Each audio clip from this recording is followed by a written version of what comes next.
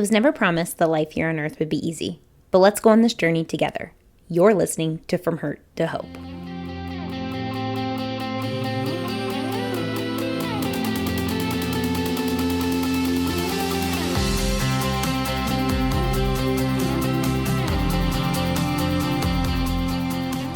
Hello, everyone, and welcome back to the podcast. I am so excited that you are here. I am looking forward to this interview so much today. I got up this morning and it was like the first thing on my mind. I cannot wait to hear the story, but also for you guys to hear this interview and to meet this just amazing individual that it's funny how we kind of met. We were next door neighbors and I don't think we talked much when we were next door neighbors, but then we moved apart and then we all became friends. So he's a family friend and we attend the same church, and just a really great guy, a great husband, a great father. So I cannot wait for you guys to hear his story. This is Mitchel Cawrse. And hi, Mitchel. How are you today? I'm well. How are you? Good, doing good. I am just so excited to have this conversation because I think, for one, it's a conversation that needs to be heard. And I think you have just this energy about you that you can help people that are in a hard season find a way to push forward. So can you tell us a little bit about who you are, what your life is like? So my name's Mitchel Cawrse. I have a wife. Her name is Christina. I have two little minions. I have Jameson. He's 6 years old, and Colton. He's 4 years old.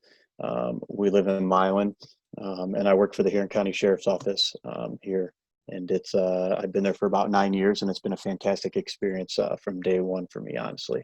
Yeah, awesome. So you have these little boys, you have a wife, you're busy, but then on top of Yep. that, you're in law enforcement. So Yes. how did you, like, what was your early life like? Did you always think that you were going to be I guess in like law enforcement? Was that your dream from a kid, or what was your early life like and how did you end up in that career? So when I was young, that's honestly the only thing I've ever wanted to do is be a cop, and wanting to help people is honestly where it all came from. I grew up in a really good family, um, really respected in the community, and I always just wanted to go back out and give to the community and help people. And I know that, a lot of people necessarily don't think that cops are out there to help people per se. They're out there to enforce the laws, right? Just enforce the laws, write people tickets, take people to jail. That's not what it's about. And I didn't know 100% kind of how things worked when I originally started, but I knew that I wanted to get into this line of work to help people and to influence people in their lives. And about 5 years ago, I came into a great opportunity with the sheriff's office. I was asked to be a school resource officer for county schools, and it started at South Central down in Greenwich. That is awesome. So you've known since you were younger that this is the kind of the path you wanted to go into. And oh, that is Yep. just, I mean, I think that's saying something that you just knew from the get-go. But obviously you have a heart of service. So can you tell me a little bit about what your walk with Jesus has been like? How has it developed and where's your relationship at today? Yeah. So I originally grew up, I was raised Catholic. I was raised Catholic until I was about 11 or 12 years old. Uh, and my mother's side of the family is Catholic, and my father's side of the family is Methodist. So up to about 12 years old, I was going to a Catholic church. I knew all the words to everything. I was an altar boy, pretty much every single week because there wasn't a lot of kids who did it. So I was doing that on a weekly basis, but it just felt to me that you just go through the motions every week. And I'm not trying to degrade anybody's religion. As long as you believe in Jesus and Christianity, fantastic. However you want to go about it, that's awesome. It Mhm. wasn't for me. So around the age of 12, right around in there, a lot of my friends started going to the Methodist Church in Fitchville. And there was a new pastor there, Reverend Daniel Bogri, who we'd heard a lot of great things about, and a lot of people were starting to attend this church because of the way that he did things, and it was a totally different style from the Catholic Church. Um, it was personable, and it was stuff that would hit you in the mouth every week. Like, man, that's what I needed to hear. Um, so I convinced my mother to go to the Methodist Church, and I got extremely involved in the youth group all the way through high school, and had a bunch of friends. And we would spend almost every weekend during the summer doing stuff for youth group, going on trips, having outings, different things like that, going different places and doing different things and having all kinds of fun and talking about God at the same time. And that's why I really started to learn about Christianity and about what it really means to be a Christian, and surrounding myself with a bunch of really good people who knew what was best for me, and were going to guide me in the right direction. Mm. So from there, I graduated high school and I went to college, and I moved down to Columbus to go to Ohio State. Our pastor had moved to a different church up in Fitchville. He'd been moved to a bigger church, and I didn't have a church down in Columbus, and I never really went looking for one. I got really comfortable down there. I was working at a restaurant, and I kind of got into a pretty good amount of drinking. I was drinking quite a bit while I was down there, which is not an uncommon thing for college kids, to kind of experience the party life, right? So I was feeling really comfortable, making really good money at this restaurant, serving all kinds of famous people all the time.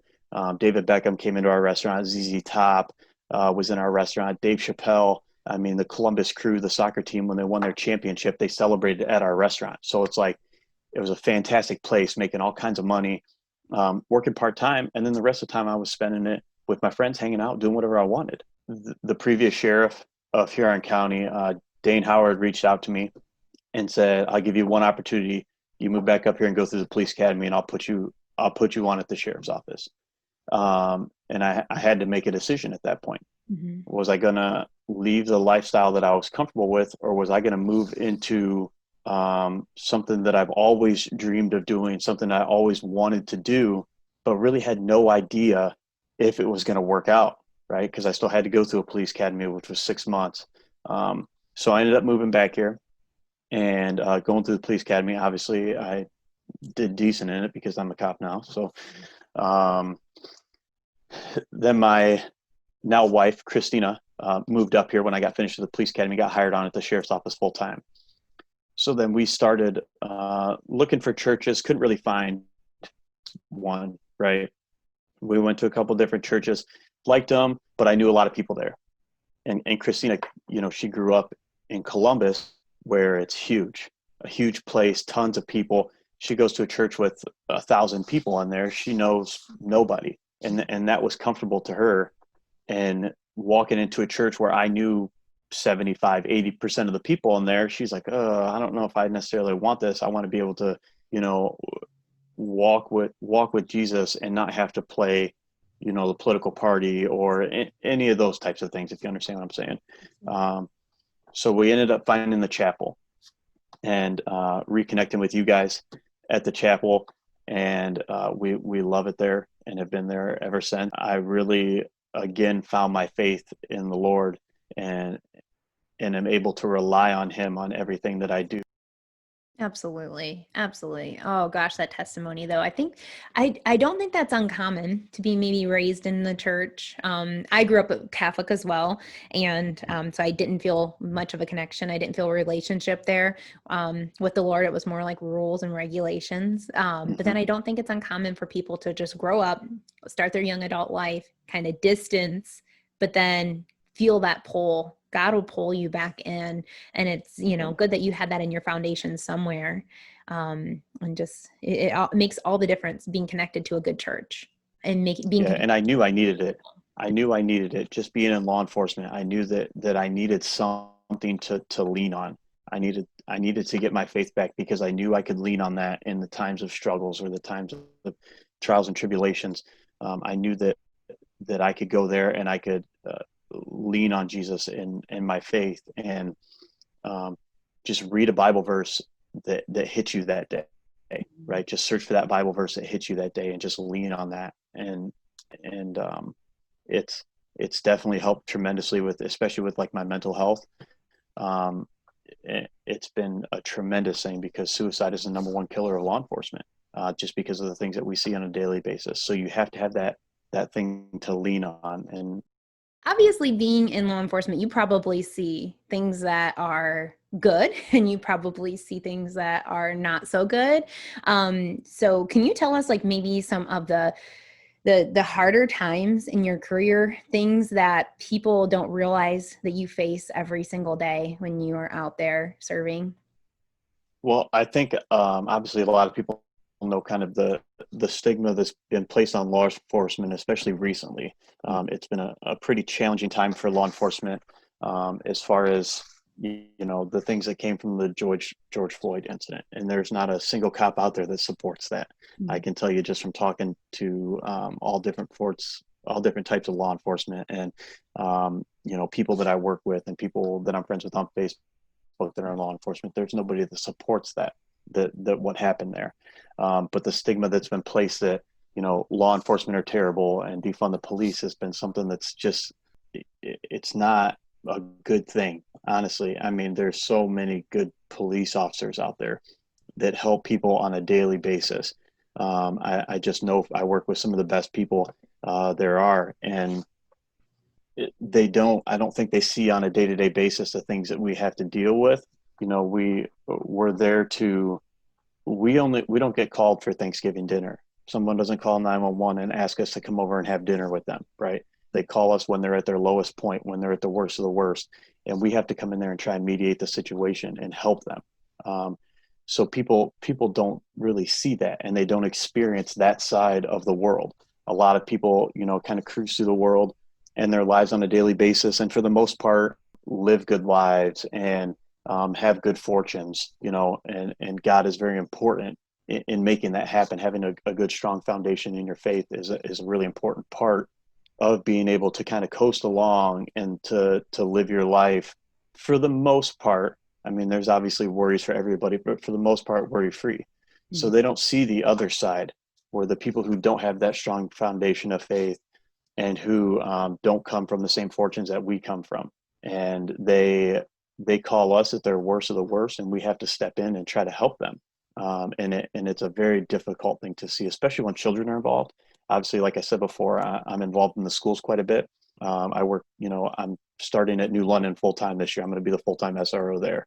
I go to these houses and I see these kids that I know from the schools, or kids that I've dealt with before, and to see the place where they come from and the place that they grow up and kind of their background, you see how they behave in the schools based on kind of where they come from to a certain extent. And I think it's a very important thing. And I try to, talk to our guys at the office when we go to calls. I'm like, listen, this is how you have to respond to this kid. Cause I built relationships with a lot of these kids over the years, and you can't respond to every single person in the same way. So I try to, tell them like, this is how they're going to act. This is what they do. This is how you have to respond to it. And it normally helps work out the situation a lot better, honestly. So one thing that you said, I mean, just the word relationship. So it all stems back to probably your relationship that you have and how you were brought up. So, I mean, I have to say for myself, I was probably one of those very fortunate people. I don't recall ever having need to call law enforcement as a kid, or my parents needing to, unless it was an emergency. Like, remember one time they had to call 911 for my grandma, but it was never because of anything violent or just like criminal or anything like that we ever had to call. So that's one thing. But obviously there are, families and people in homes and communities that there is crime and they are calling, or there are issues that are stressful and strenuous that's when they're reaching out for the help. And it all stems back to that relationship. But the one thing that you said that just, I had to write it down on here, is the relationship that you even have with these kids. It's all about not just seeing people under this generalized out of this generalized lens, just looking at each person as an individual and realizing each situation is completely unique. Like, how to address those kids, because you're not just stereotyping them and just thinking they're up to no good. You've actually seen their home life. And I try to teach that, with because we have professional development days within the school. And I talk to the staff about that as well, as to how, like, you have a kid who's misbehaving in your class. And a lot of these teachers kind of know this, but they don't see the things that I necessarily see as far as going into their houses, because the teachers don't go to their houses. They don't respond to their houses for calls, those types of things. So they see, the kid in school, they see the kid misbehaving, but they don't understand why they're doing it necessarily. Right. They don't know the background, where they come from, the mental health issues that are maybe in their family. And mental health is a huge issue, not only in Huron County, but I mean in the United States in general. Um, Mental health is a huge issue, and it gets passed down from generation to generation. And if you see a parent who is having a mental health crisis or has mental health issues, that gets passed down to their younger kids, and the behavioral issues, the lack of discipline at the house sometimes, or the lack of caring, I guess I should say, at the house more than anything else. The lack of caring about these kids leads to their behavior at the schools, because they're seeking out that attention at the schools, and they don't really know any other way to do it but to act out. That's so true, because sometimes the only attention that kids will get is because they've done something wrong, and they don't care Yep. if it is because they're in trouble, but at least somebody's talking to them and sitting them Yep. down and having, whether it's a disciplinary conversation or a praise conversation, they don't care. They just want somebody to have a conversation with them. They're Drugs out is the there. biggest. One of the biggest things is drugs. Yeah. You get depressed, it leads to some sort of substance abuse. It could start with alcohol. And one of the biggest things that I preach to the kids when I'm teaching to them in the schools, it's who you associate yourself with, Mhm. right? You can't choose your family, but you can choose the people that you associate yourself with. If you hang out with people who make poor choices, you are going to at some point make poor choices along with them. And Mhm. it's the guilty by association thing, right? It's a real thing. Guilty by association is real, whether these kids think it or not. It's there, and you will make poor choices if you hang out with people who do. If you surround yourself with good people who make good choices, who attend school on a regular basis, who get good grades, who attend a church on a regular basis, a church and a youth group, those are very, very important things, and you will fall in line with that as well. Mhm. Because the people who are trying to latch onto a group aren't leaders, they're followers. So they need to follow somebody who's strong and has a good faith, makes the right choices, even when no one is looking. I know that's something, it's a cliche that everybody says, do the right thing even when no one is looking. There are kids that do that. So you need to find those ones to be able to, kind of guide your future to a certain extent. Yeah, but it's so hard. You work a lot with, the adolescent age where it's so hard. You just want to fit in, you want to fit in. And it's hard to find people who are being sincere at sometimes. And you see that every Yeah. day. But you being in the schools and telling these kids these messages that they need to hear. I mean, right there, if somebody would have told me, crap in, crap out is one of the things I used to always hear. Like Yeah. you are who you're around, or you are what you eat, and just different things like that.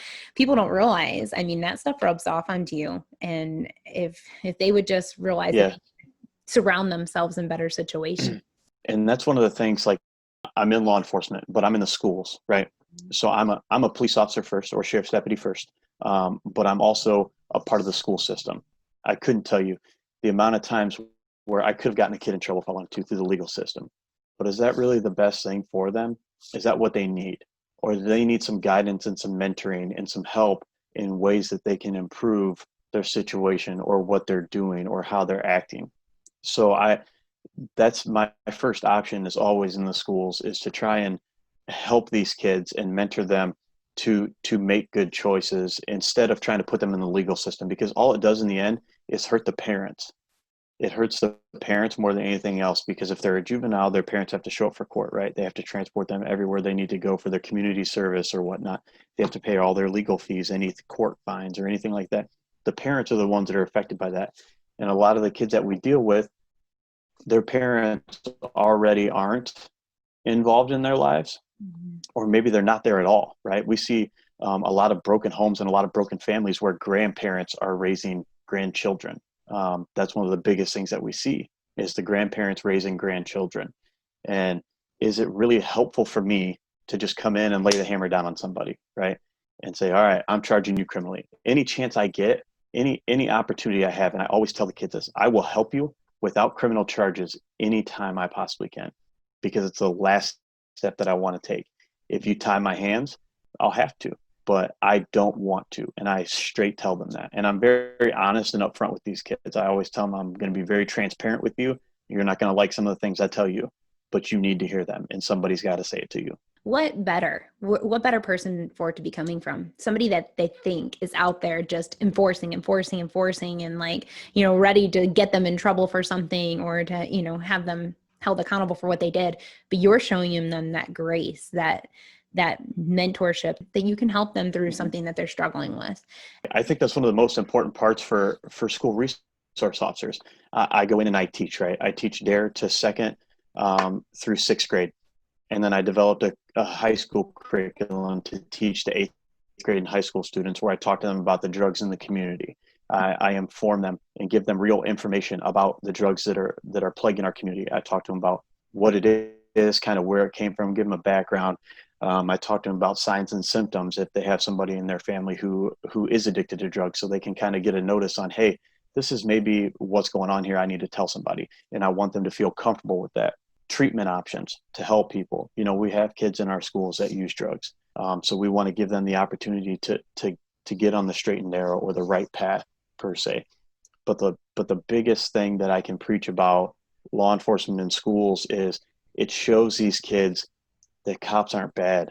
It shows them that the police officers are there to help them and to guide them, not to just get them in trouble. I know that, we see a lot when we go into like a gas station, or anytime we're in uniform, right? And you have a kid who's misbehaving, and their parents see that cop, they're like, you better straighten up, or I'm going to have him take you to jail. And we're always like, we're not taking you to jail. And I understand it's a joke. We understand that it's a joke, and they think it's funny. But to us, it's not, because it paints a bad light to kids. I mean, 4 or 5-year-olds, their parents are telling them, hey, if you misbehave, the police are going to take you to jail. It doesn't matter. And it's for like, them throwing a fit in the store because they wanted candy and they didn't get it. Like, I'm not taking you to jail for that. And we'll straight tell them that. And then we normally tell the parents, like, don't tell your kids that the police are going to take your kids to jail, because it paints a bad light. And then they grow up being afraid of the police and afraid to come to them. So when you get law enforcement in the schools, it shows them that it's okay to come to law enforcement when you have issues. I want them to come to me if they have a problem, and we can work it out. Oh, that is so good. So many people need to hear that, because I am guilty of that. I mean, I never threatened my kids with that or anything, but just for example, I want to throw this out there. Just for example, one day my kids were acting up pretty bad, but we were trying to get out the door to go somewhere, and I locked my keys in the car. So then obviously I'm really stressed, and I'm just telling them, like, stand right here, behave yourselves. Don't get into any trouble. Just stand right here on the porch while I'm trying to figure out the car situation. And I had one kid in the car, I have to say that, because then I couldn't get the door open. I had to call the police department to come and help and see if they could unlock the door, because it was the summertime and one kid was in the car and we were in the driveway. Yep. It was just this whole mess. But as soon as the police officer arrived, my twins panicked. They thought that he was coming to get them because they were the ones who locked the door, and just this whole thing. And they were so scared, but I was like, no, he's here to help us. And there's just little things here and there where they can panic and freak out and think that they did something wrong, and they're automatically going to be, taken away. Oh my gosh. That just kind of, it was kind of one of those moments for me where I need to realize that I need to implement that a little bit more with my kids, that police officers are here to serve and here to help. And at the last resort, they will take you to jail. At the last resort. That's not your intention. And that's one of the good things about, our relationship is your kids have seen me in uniform, and they know me outside of being a police officer too. So they know just from me, and not saying that I'm going to be the one that, changes their mind on things, but you have somebody who who is a cop, who they see is actually a good person. And that is not going to come in and get them in trouble, which is something I wish more people had, honestly. But yeah, absolutely. Everybody needs a friend in law enforcement. I mean, just for example, the one day I pass you and you're out and about, and I pull over to talk to you for a couple minutes and you pull out stickers for my kids. Like that right there. I don't know if that's not happening everywhere. Like, you gave them a little sticker badge and they wore those things proud the entire day. But right there, that just changes everything for kids. And it It's a just shows huge like, thing that I do. I do that on every call where there's kids because I want the kids to see law enforcement in a positive light. And even when I'm just driving around, if I see kids out and about playing, I'll pull in and they're like freaking out, like, "Oh my gosh, the police are here!" And then I walk out with stickers and they're like, "Yeah!" And I give them tattoos and yeah. we got all sorts of little goodies to give them. And it shows the kids that we're here and that we're nice and we're approachable, but it also shows the parents too that, hey, we're out in the community and we're here if you need something. And I carry a big roll of stickers with me everywhere I go, and anytime I see kids I try to pass them out. Oh, that's what needs to be happening. That's the stuff that we don't hear enough about. And I know it's happening. And like, I mean, the media just doesn't cover that stuff. They don't cover, a cop stopping in the local park and picking up a game of basketball with the kids, or they don't Yeah. cover, you stopping and just saying hi to some kids that you see out riding their bikes and giving them the sticker and the tattoos and things. They don't cover that stuff, but it is happening. And I know we live in a great community, Hmm. and I hope this is happening everywhere, but those are the stories people need to be hearing.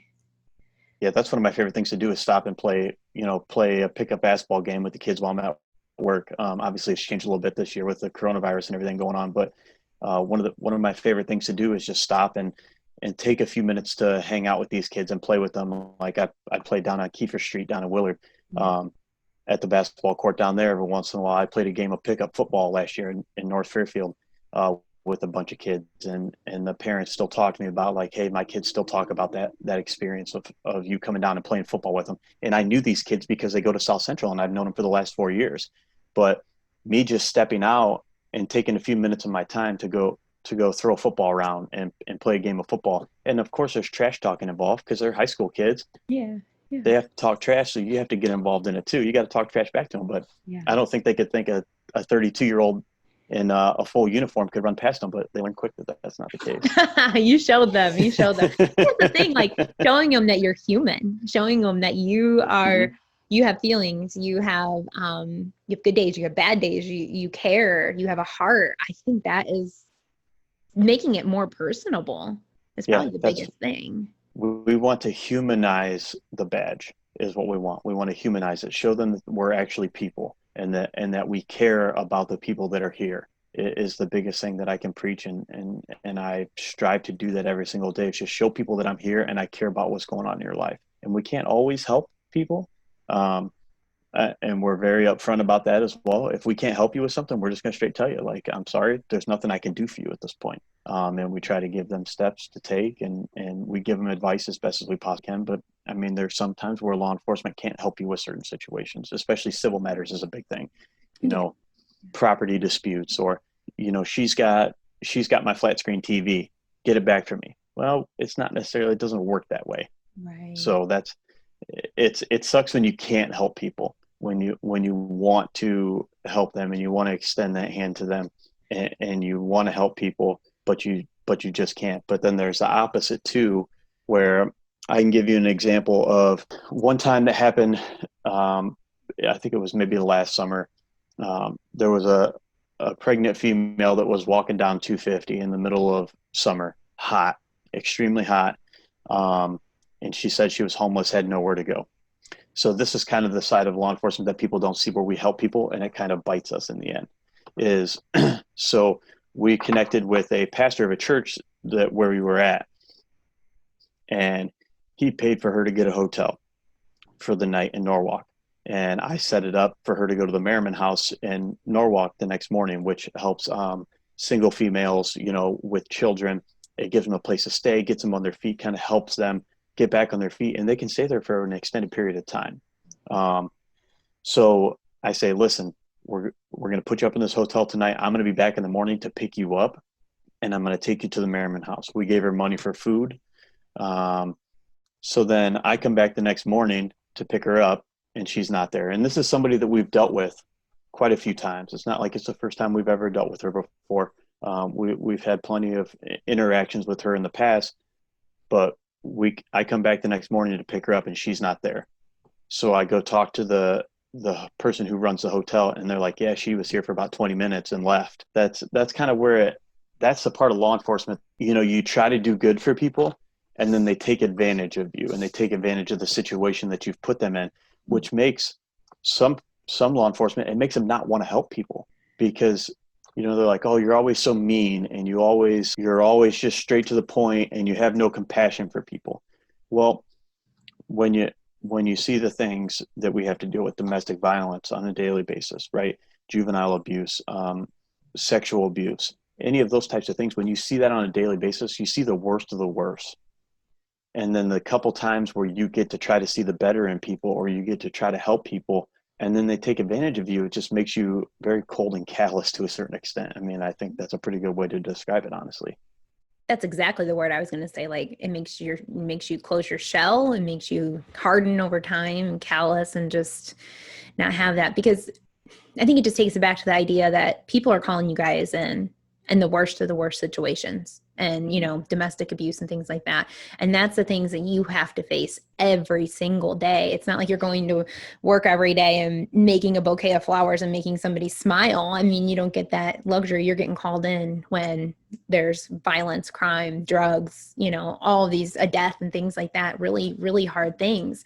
I know you have story after story of difficult things that you have seen, that you've dealt with. I've always said I don't think I would ever be able to be a police officer, because I would never be able to go to an accident scene and see people severely injured or killed in an accident. I wouldn't be able to see a crime scene, and that's just me, and I've always been that way. But I know you've walked into situations that they're just to most people, they just don't even realize that they even happen. Yeah, so there's I won't necessarily get into specifics about any of them, but I mean there's a handful of times in my career where I've responded to calls and they stick with me, right? There's still like three or four things that that you just think about, and it's not an everyday think about. It's just a random. It'll just pop into your head, and you get the picture of a person who's committed suicide, and you see that crime scene still in your head, and it's something that you just can't get rid of, honestly. Or you see a, a deceased child. Those are the worst. Obviously, anytime a child is involved with anything, like I said, I work with children on a daily basis. So when you see children who are injured or who have been killed, whether it be an accident or because of abuse, those are the things that really, really stick with you, and you can't get those pictures out of your mind. So you have to find other ways to kind of cope and deal with that stuff. And I think one of the most difficult things for police officers and law enforcement in general is, where is that line at? Do you bring that stuff home with you, or do you cut it at the door?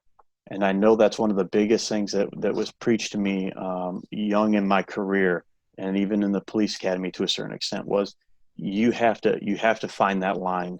Are you gonna bring this stuff home with you and put your family in those situations? And are you going to be abusive towards your family? Are you going to abuse alcohol? Alcohol abuse is the biggest thing for law enforcement. Are you going to abuse alcohol? Are you going to bring that stuff home and start hurting your kids, abusing your wife? You have to find that line there and cut it at the door. And I do that. I do that every single day. When I take my boots off at the door and walk inside, that's it. I'm no longer a cop. I'm a husband and I'm a father. Mm-hmm. And yes, my kids know what I do. They're 4 and 6. They don't understand what I do on a daily basis, as do probably most kids, right? If they get a little bit older, they'll probably start to understand a little bit more of what I deal with on a daily basis. But you have to find that line, and sometimes you have to find other ways to cope with it as well. And Jesus and the Bible and going to church and surrounding yourself with good friends. One of the biggest things I stress too is, like, you have to have friends outside of law enforcement, because if you only have friends who are in law enforcement, you're never going to leave the job. Anytime I get around my, cop friends, anybody who's a police officer, guess what we talk about the entire time? When you get around those people, all you do is talk about it is the job. So you have to have friends that aren't in law enforcement, and that's a great thing about having you guys. Like, you guys don't really.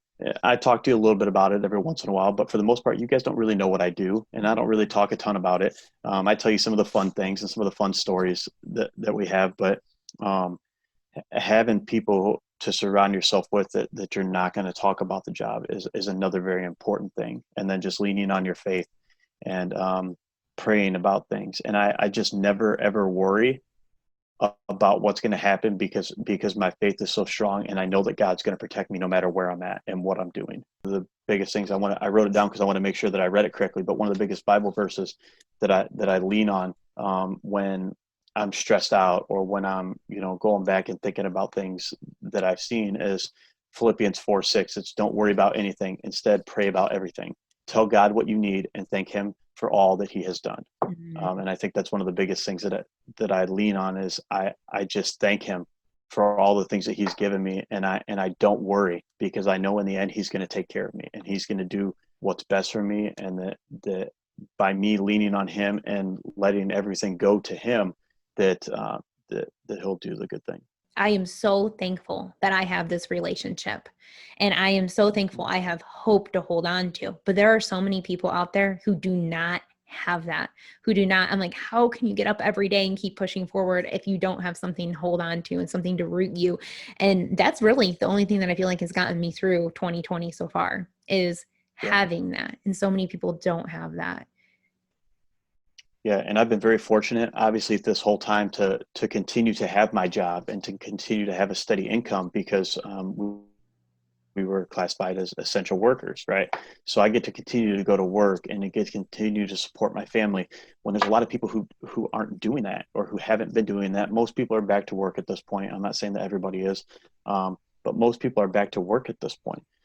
So that's where you get into back into Philippians 4:6 is don't worry about anything. Instead, pray. So when you're going through those tough times, don't worry about it. Lean on Jesus Christ to get you through that tough time, and lean on your faith and let Him be that post that holds you up in the times of struggle.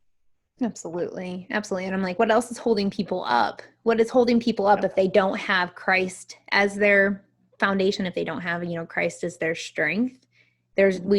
People turn. I mean, I've turned to other things at different times in my life. I've talked on the podcast before about turning to food, thinking it was going to give me comfort. What are some of the things that you see people turning to, especially maybe law enforcement officers, because they don't have Christ at the center in their strength? Do they turn to other things to kind of help them cope with what you guys deal with on a daily basis? Yeah, some people have hobbies. There's some law enforcement that have hobbies. One of our guys likes cars a lot. He likes to work on cars. He likes to race cars. Um, so we have people who have all different sorts of hobbies. But then you also have the other side of it where they turn to things that are not good for them, that kind of lead them down the wrong road, which is the substance abuse, more or less alcohol. I'm not necessarily saying drugs, although there are police officers out there, I'm sure, that consume drugs as a coping mechanism. But alcohol is the biggest factor that we see with law enforcement. People do video games. Video games is a good thing for a lot of people, and that's a very hip thing to do right now. And a lot of people are really into those. I don't play video games myself. I don't have time for it, nor could I get through a whole game without my kids interrupting me. But alcohol is one of the biggest things that we see people turn to in the law enforcement area. And I don't think it's just law enforcement. I think it's in general. Just alcohol in general for people when they're struggling. It's something to turn to. It's a depressant, but it makes people feel better.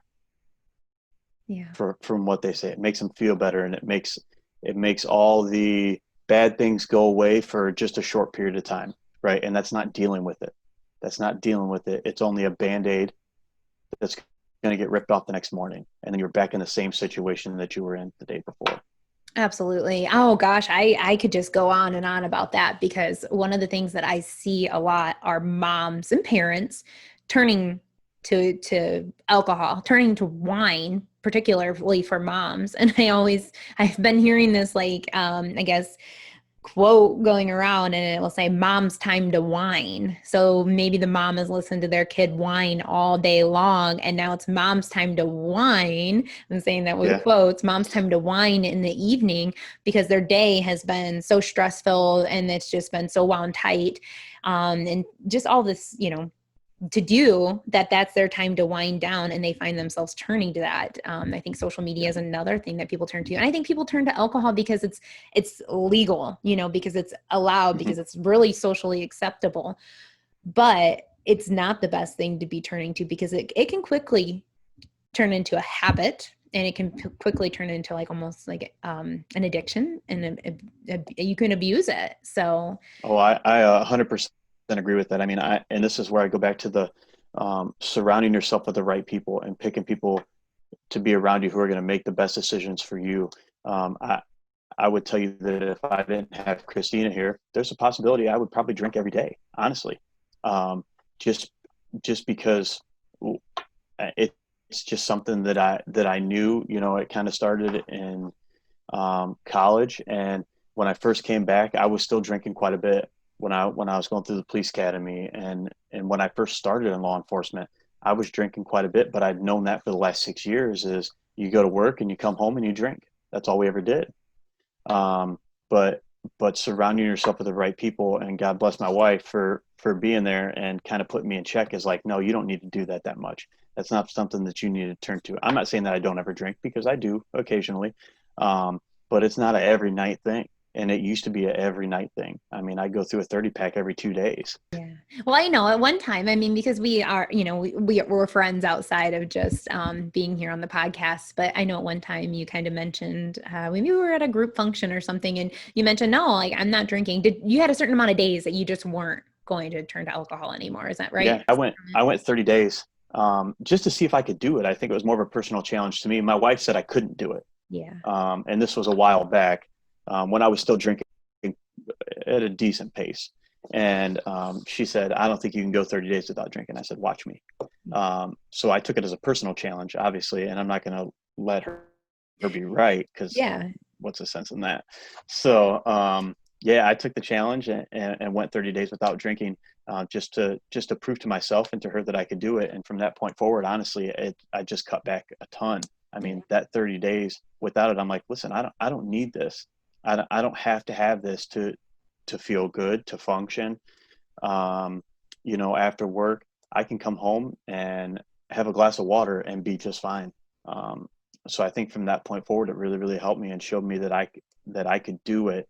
And you have to be strong. You have to be willing to put yourself out there sometimes too, and just do the things that you don't know if you can do.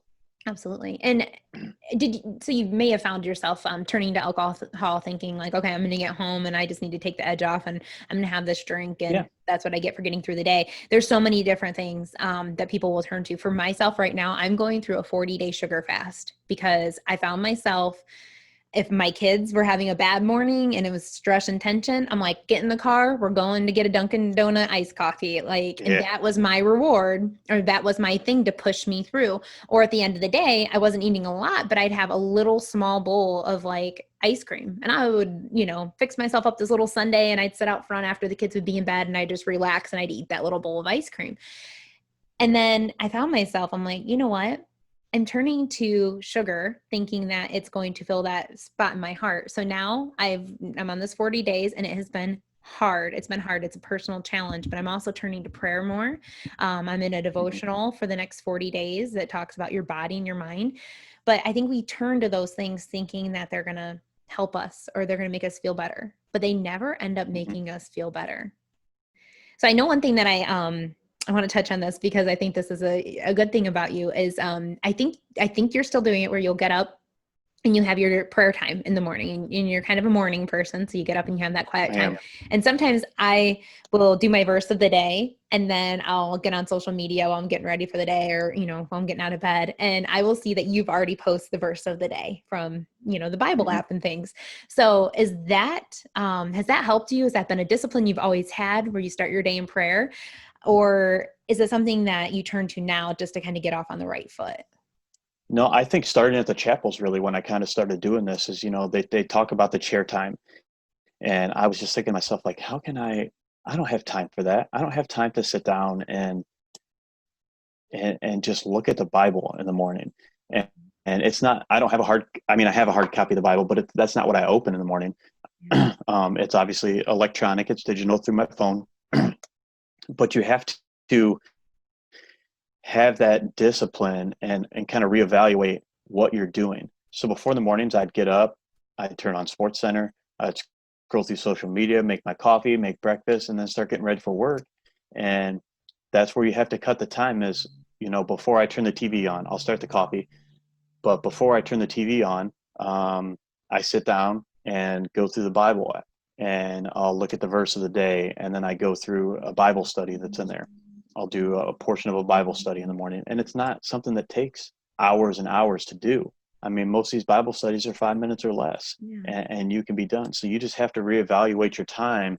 Where can I take 5 minutes out of my day to do something that's going to help me in the end and to make my faith stronger? And it's that thing to lean on. It's that rock to hold you up when you're falling. I've recently noticed it more and more that I will read a verse in the morning and I just implement it throughout my day. I'm like, whoa, that verse that I read this morning was meant for this time of the day. And the other night I went to bed pretty discouraged. There's a lot of terribly heartbreaking things out there about sex trafficking and different things like that. So I went to bed the other night with a really heavy heart. And I was just praying to God, like, please, like, I need you to give me some comfort tonight. And when I woke up the next morning, the verse the next morning I woke up to, it was spot on for what I needed. So do you find the verse of the day kind of getting you through the day at different times? Yeah, there's times where that happens. I find, I think more that I will do that at the end of the day when I've had a really stressful day or I'm not feeling up to par. I have a little book on my nightstand that has just different emotions, has categories for different emotions that you're feeling. Like anger is one of them, depression's one of them. I mean, there's all different kinds of emotions that you would feel throughout a day. And if I'm feeling stressed out or if I'm feeling angry, then I'll just go to that section of the book and just read the verses that talk about anger, that talk about stress, that talk about, I mean, there's stuff about money and just everything. So I'll just go through there and read that stuff, and it gives you the comfort to know that you're not in this alone, and that somebody knows, Jesus Christ knows where you're at right now, and that he can help you through these times. You just have to lean on him, and reading those verses really just lays it out for you that, all right, he knows what I'm going through. He knows what I'm doing here. Absolutely. Absolutely. And it just, everybody knew that they could have that anchor, that they could hold that to, that they could have something to hold on to. It could change a lot for a lot of people. Really could, because unfortunately people do just get so hopeless that they, that they take their own lives or they turn to other things, and it's a downward demise. It will tear them apart. Yes. So you had mentioned that it's nice to kind of have friends that aren't in law enforcement, that you can kind of separate, and when you're hanging out with them, you're not having that constant talk. But you sparked my husband's interest in what you do on a day-to-day basis. You sparked it so much that Brad wanted to go on a ride along with you. And you guys scheduled that. And it's funny because he actually ended up going on our anniversary, which was perfectly fine because I knew this was something he had been looking forward to for so long. So it was New Year's Eve and you guys went out and he rode along with you. He was so excited. And, he comes home and he's like, he turned the sirens on and we got this call and we got that call. And obviously he couldn't approach all the scenes with you and things like that, but he really got to see the behind the scenes of what you get to do on the day-to-day basis. But the next day we got a text message from you.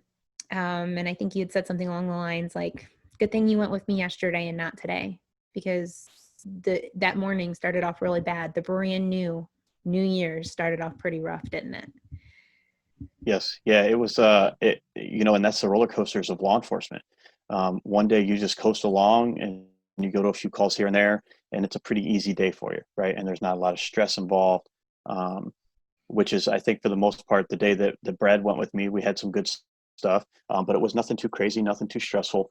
But then it's just the roller coaster of the job. And the next morning, we got a call of an elderly individual who had committed suicide, and to go to those calls and to see the hopelessness that people have to have in order to commit suicide, and to think that this is really the only option is a terrible. It's a terrible thing to have to look at somebody who is just taking their lives at their own hands and think, really, was this the only thing? There was nothing else. And we talk about this a lot in the schools.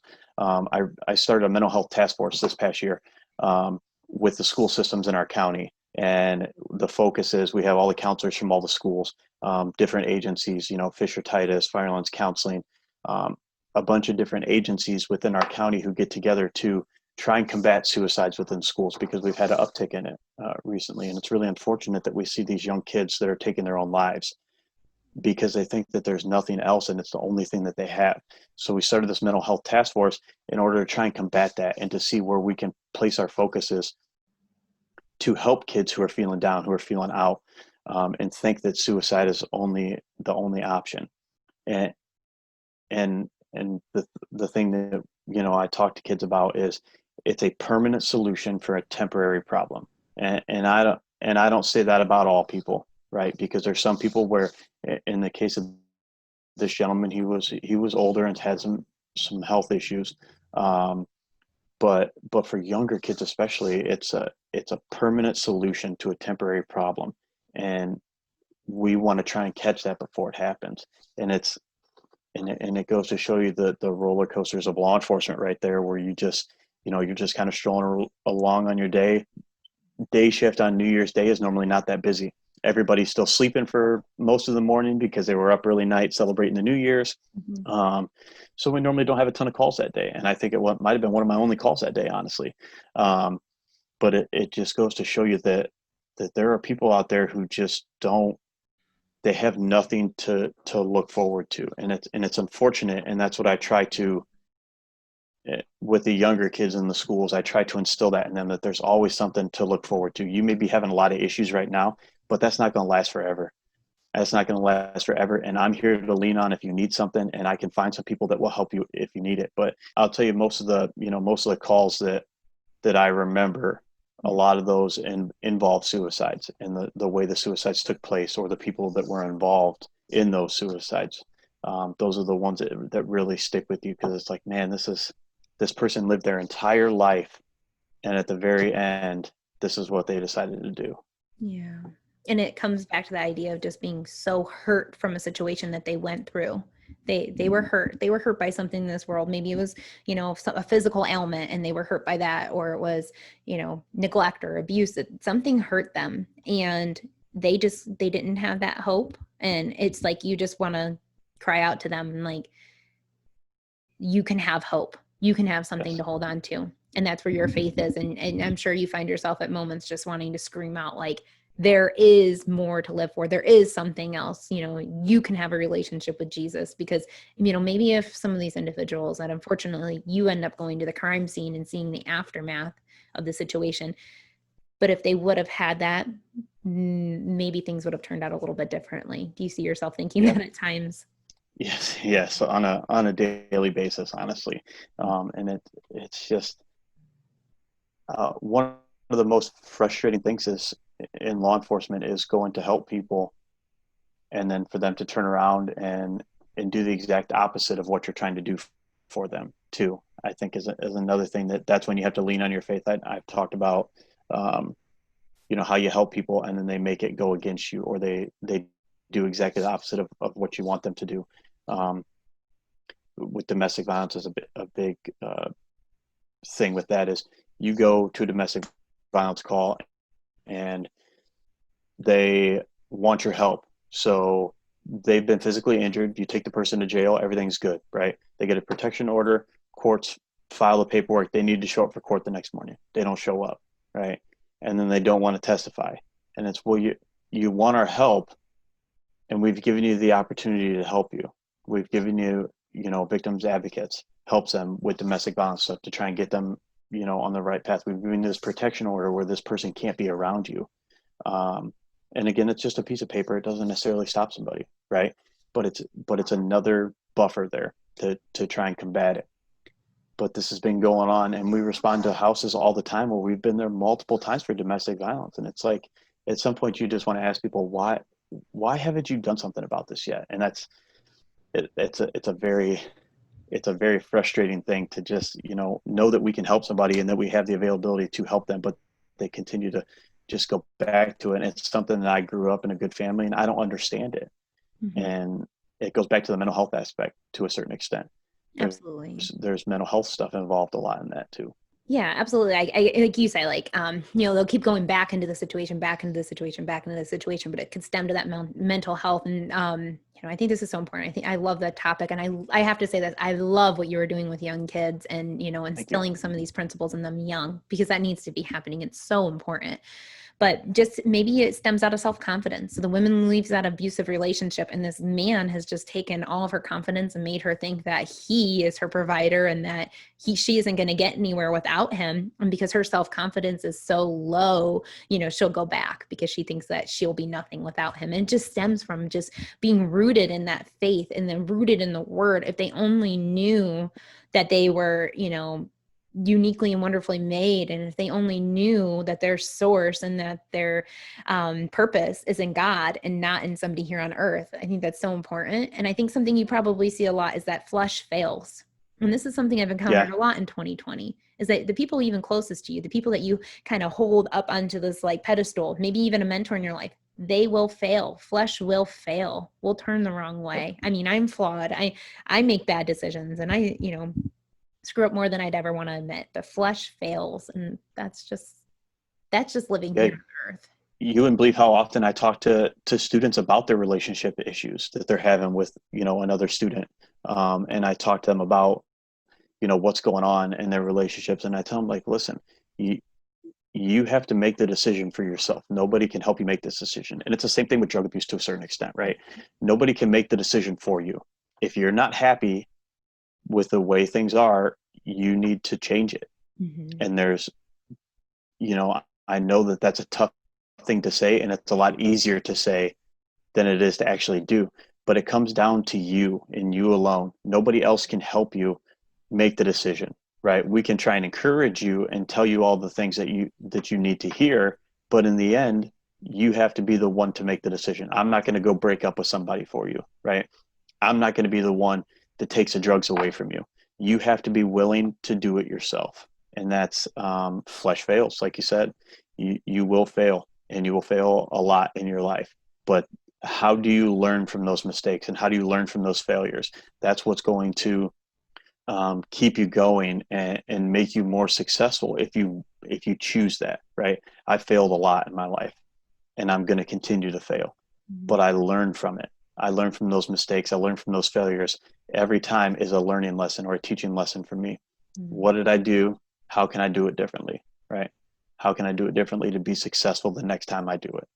Yeah. Is that fail forward? I mean, even if you slip up and you struggle, maybe you can talk on this because you work with the high school group more than what I get interaction with them. But do you ever think that they think that their failure just defines them? Because they failed, it's end all be all, like there's just no recovery, like they're at rock bottom. But I think we need to normalize failure, that you will fail, but when you fail, you actually can fall forward and you don't have to be falling backwards. Maybe that defines them some, that they feel like there's just no getting up from that. And I think we just need to normalize failure. It's just a step Mm-hmm. in a direction. Oh no, I would agree with that. I think that there's a lot of expectations that are put on these kids now, right? There's a lot of expectations. You need to get good grades, so you can go to a good college. You need to play sports so you can try and get an athletic scholarship somewhere. You need to be good at the sport. Um, you need to get a job too to help pay for everything that you want to do. You need to pay for your car. You need to pay for your insurance. You need to pay for your phone. So they have all these expectations and all these things that they need to do.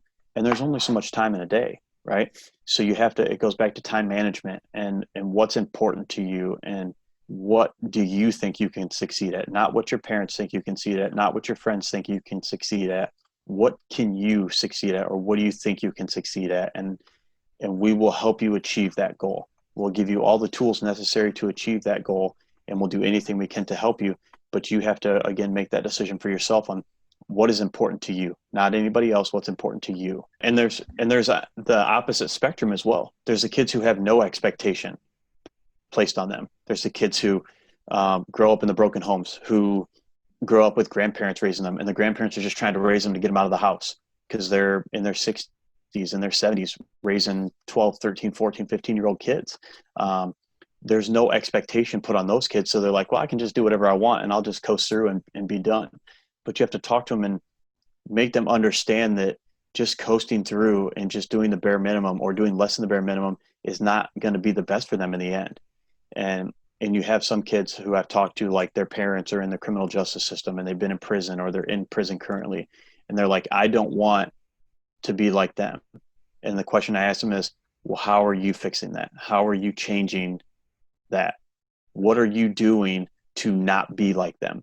Because you can say it all you want to, but what are you actually doing to make sure that you don't become like your parents or don't make the same poor choices? Are you looking at the decisions they made and learning from those? And that's a tough thing to ask a 14-year-old kid is, are you looking at your parents' mistakes and learning from them? It's a tough thing to have to look them in the eye and say that to them. But I've told you before, and I tell this to the kids too, is I'm a realist and I'm going to tell you how it is. Whether you like it or not, I'm going to tell you how it is. And I'm very straight with you. And the schools like me for that as well, because I can play, I don't want to say by different rules necessarily, but I can be a lot more straightforward with kids and more honest and open with them than the schools can be sometimes, because I'm in a different position and I see different things and I know different things than what the schools do. That's what people need to hear. And you're making Yep. such an impact in so many kids' lives. I think this is primarily how we kind of became closer as family friends and everything, was because you and your wife and my husband and I, we did this like a charity in our area where we would take Christmas gifts to local kids in need. And that's when I started talking to Christina like every single day. And I think it was around the time that maybe we were going to the same church, but then we, started getting involved in the same small group and such. But it's because of you guys have that same heart in serving kids. And, my husband and we were wanting to, serve kids. But you and your wife have taken this to another level. Like, not only are you working in the schools, not only are you a resource officer, not only is your wife out there, always like giving to people in need and always willing to volunteer and just help out, but you've taken this to another level. And this mission that you guys are on and that you have really brought into our area is unbelievable. I know that it's because of maybe the things you've seen in law enforcement, and then also just your heart for serving kids that are at risk. Can you share a little bit about what you guys are doing and the impact you're making in our community? I'll let you take it all from there. Yeah. Yep. So I started a project in 2018 with South Central and New London's FFA programs. It's called Bed Battalion. And the motto is fighting the war against kids sleeping on the floor. So what we did, me and my wife went down to Columbus in 2017. It was either 2018 or 2017. And we did a project down there where they build beds for kids in the community who do not have any. And their list is tremendously long. They have 200-300 people on the waiting list for beds down there, right? But it's obviously a lot larger area than here. So after we did it, I got to thinking about it a little bit. I'm like, man, that'd be a really good thing to bring to Huron County, because being in law enforcement and going into houses, I see kids sleeping on floors. I see kids sleeping, 3 kids in a bed. I see them sleeping with their parents. I see them sleeping on the couch and not having a bed. So I met with Sarah Lucia, the FFA advisor from South Central, and Megan Riley, the FFA advisor from New London. And we kind of collaborated to start building beds for kids in the community who don't have them. So the FFA programs get together and we take an entire day and we build as many beds as we have the money for. And then we fully furnish them with mattresses, with sheets, with pillows, comforters. We had an awesome group of ladies down in New London who have been making us quilts, handmade quilts, and they are fantastic. And we take them out and deliver them to kids in the community who don't have beds. And to see that the look on these kids' faces when they're getting into their new bed for the first time, maybe the first bed they've ever had, it is a tremendous feeling, and it's a tremendous opportunity to get back to the community. And I can't thank the FFA programs enough, because without them, this would be nothing. Because I can't build 50 beds in a day like they do.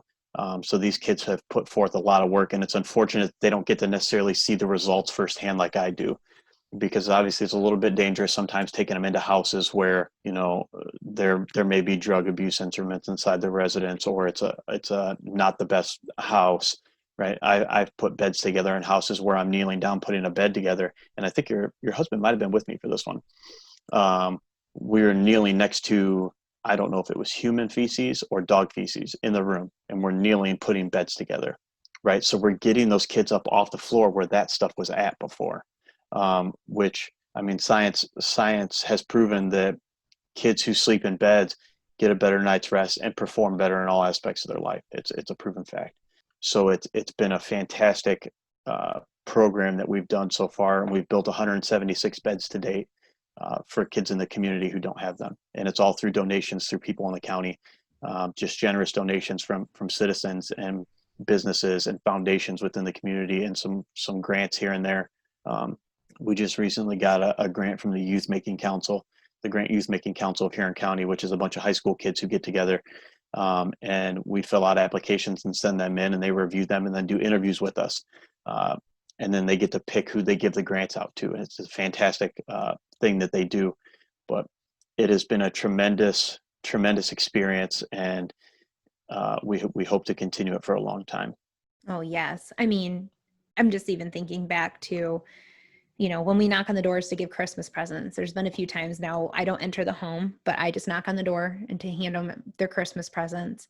And I'll look inside. You see inside the home when the door is open, and there'd just be little piles of blankets, and all the family would be sleeping in the front room of the house because that's the only room that they could afford to have the heat on. They can't afford to heat every bedroom and every room. So the whole family would be sleeping in there, and there wouldn't even be a bed. There wouldn't even be a mattress. Each kid had their own little pile of blankets in their own little spot designated, and they were on the floor. And right there is when I realized that we have kids in all over, but right even here in our own hometowns, and wherever you're listening to this from, think about this happening in your hometown. If you don't think it's happening, it is. It really is. I don't care what school district you are in. You can be in the most reputable school district in your entire state, and it's still happening. And just even seeing those kids, and then Brad did get to go along with you because I know you had to take people 18 and older and things like that into the homes, and they needed to be adults. They couldn't be the students that actually build the beds. But I know Brad coming home that day, you're exactly right. Going into the home, and I just keep thinking, I mean, this is a terrible image to be thinking, but just thinking, whatever those feces belong to, whoever left it there, whatever left it there, these poor kids are rolling over in the middle of the night next to that's next to them. And then they're getting up the next day and expected to go to school and expected to perform. I know I can't even get a good night's sleep with my toddlers and my kids and my toddler are in my bed. I don't even get a good night's sleep with them. I feel you. These kids are sleeping with 2 and 3 siblings at a time. Mm-hmm. And then we're expecting them to go perform. And then not only that, but then they're also hungry. Maybe they didn't get to eat dinner the night before, and they're waiting till breakfast is served at school the next morning to get a meal. I mean, it all comes back to that relationship and just empathy and seeing where other people are. And there's just so much lack of empathy. There's that lack of empathy to actually know a police officer and know what their job entails every single day. And if people knew what you guys endured every single day, I think things in our society would be completely different. But it's just putting yourself in somebody else's shoes. And I think I just think so much can stem back to that. Yeah. And I will say around here, like in Huron County, in this community, people are generally in support of law enforcement, and we've gotten very positive feedback. A lot of people who've brought stuff to the sheriff's office for us, like dinner and lunch. And, if I swing through a drive-through occasionally, someone will buy my lunch ahead of me. And it shows that around here, people understand and know that we're here to help them, and we're not here to destroy their lives and to, we're here to protect them and to serve them. And we are here to serve you, the citizens of our county. Yeah. And I think around here, a lot of people do see that, and they appreciate it. It's unfortunate that it's not like that across the board. And I'm by no means saying that every law enforcement agency is the best agency there is. I obviously think very highly of ours because I work there on a daily basis, and I wouldn't work somewhere that wasn't fantastic. But I'm not saying that there's not bad cops either, because there are. Um, and it's unfortunate that everybody can't be 100% on board with the program, Mm-hmm. but you have that everywhere you go to. Yeah. And I don't think that a few bad apples falling off the tree should make the whole tree rotten. Yeah. Absolutely. And it's that flesh, is that we're all made of flesh, and that, flesh is flawed, and there are flawed individuals in every line of work, in every career. You got people who are terrible salespeople. You got doctors out there who are breaking their, promise to being a good surgeon or a good doctor, and they're corrupting things and making things bad. You got bad teachers that abuse kids. I mean, it's everywhere. People need to start realizing that. And that doesn't make every doctor and every teacher and every police officer and every parent a bad person. It's just, you got a few within the crowd that do something that's just absolutely terrible, and it snags that attention. But Yep. hearing what you do, and I know this, and just hearing what you do, making beds. I mean, you are a police officer, and you are making beds for kids in your community that you see inside their homes and see that need. I mean, that right there can sum all of this up, that your heart is truly in serving, and that a majority of people have that heart to just lend a hand to help somebody else. I mean, that's like the full big picture right there. Yeah, and I go back to kind of where it all started from. When I originally started in law enforcement, when I wanted to be in law enforcement, I did this to help people, and I feel like I'm fulfilling that at this point. I'm doing anything and everything I possibly can to help people on a daily basis. Absolutely. And I ask people that a lot. I'm like, we tend to get ourselves wrapped up into the, what do you want to be when you get older? Or what do you want to do? Or how much money do you want to make when you're older? And it's no, it all comes down to, how do you want to serve people when you get older? I mean, whether you're working in a restaurant, like you mentioned, you were in the service industry before, you were serving people a meal, you were providing them a service. Or whether you're a stay-at-home mom, you're providing a service to your children every single day. And the heart of service is the most important thing. And you've had that since a young age, and you've known you've always wanted to serve. Yeah. And now you kind of went into a job where the career is to serve and protect. And not everybody uses that word that they're serving, but it's right there with law enforcement. So yeah, I could make more money somewhere else. I promise you that. Yeah, absolutely. You're a remarkable person. You really are. You have this light that shines about you. And my goal is to connect people, to have that light in their life. And I want people to be able to connect. So whether they want to connect with you because you're in law enforcement, or they want to connect with you because of your work with the youth, or whether it is because you're a Christ follower and they, see themselves, common with you in that, and they want to connect with you there. How can people connect with you? How can people, follow you and get involved with maybe the bed battalion and see what you are doing? Yeah, so I have a sheriff's office Facebook page. It's Deputy Mitch Cawrse, last name Cawrse. So it's Deputy Mitch Cawrse Dare/SRO, and you can find that on Facebook. It's a page. I post a lot of stuff about our bed stuff on there. I post a lot of stuff that I do in schools, good things that are going on within the sheriff's office. I post all different kinds of things on there. It's been a little bit slow this summer, obviously, because we haven't been doing much with the coronavirus, but you can see all kinds of pictures on there. If you want to connect with me on there, you can also, if you have questions, comments, concerns, anything that you need, you can call me at the sheriff's office and leave me a voicemail if I'm not around. But the sheriff's office phone number is 419-663-2828, and my extension is 1614. Right there. So you are completely accessible. You'll just put that right out there. Like, if you need me, call me. And that is only coming from the heart of a servant. That is coming from the heart of a servant. So many people are out there like, oh no, don't leave me a message, I have too much to do. But you're just like, no, I'm an open book. Connect with me, contact me. And I'm telling you guys, please do. Please do. Yes. And I'm telling you, go find the Facebook page. It's so good to have some light in your life. And if you're just scrolling through social media and it's just political this and Debbie Downer this and just this and this and this and controversial this and that, get yourself some people in your newsfeed that are shining the light. And I'm telling you what, when you guys post pictures of the beds that you guys delivered and, the new comforters that somebody donated and now the quilts that people are making, when you post that and you come across those feel-good stories, that will change your day. So good on there, find the Facebook page and start following them. Yeah, I don't post none of that nonsense, Debbie Downer stuff. We don't do that around here. Nope, because you are being the light. You're being the light. Wow. Thank you so much. Thank you so much for your time. No problem. Thank you so much for everything that you Thank you for having me. Yes, absolutely. It's been an honor, and I cannot wait. I'm sure you'll be back on the podcast again with more stories about how you've went from hurt to hope and what you hold on to and what gets you through every single day. I'm sure you'll be back in the future. So, Yeah, I appreciate it. Well, there you have it, guys. You just finished another episode of the From Hurt to Hope podcast. Thank you for checking out this episode. I truly hope that you enjoyed this.